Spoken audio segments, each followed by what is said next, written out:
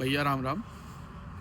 दरअसल आज हम आपका अयोध्या अपने प्रभु की पावन नगरी से, इस धराधाम से, ऋषियों की भूमि गोंडा के बारे में कुछ चीज़ें बताना चाहते हैं। दरअसल गोंडा की जो भूमि है वो अयोध्या से सटी हुई है।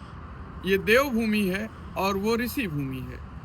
गोंडा में आपके महर्षि पतंजलि की जन्मस्थली मानी जाती है, ऋषि पाराशर की जन्मस्थली मानी जाती है और हमारे परम पूज्य गोस्वामी तुलसीदास जी की भी जन्मस्थली मानी जाती है। वहीं उसी के बगल में एक गोस्वामी जी के ही मार्ग पर चलने वाले भगवान श्री राम और माता जानकी के अनन्य भक्त सेवक बाबा बनादास की भी जन्मस्थली है, जिनको हम लोग कम जानते हैं। कल हम महात्मा बनादास के साहित्य सभा में सम्मिलित हुए थे और बाबा बनादास एक क्षत्रिय परिवार में अशोकपुर गांव के गुरुदत्त सिंह जी के यहाँ जन्म लिए थे। उनके द्वारा 64, हालांकि वो उतने उस समय पढ़े लिखे व्यक्ति नहीं थे, लेकिन पुत्र वियोग उनको भी हुआ। 2 लोगों को पुत्र वियोग हुआ है आज के समय में, जिनमें एक महाराज दशरथ और एक हमारे महात्मा बनादास जी को हुआ।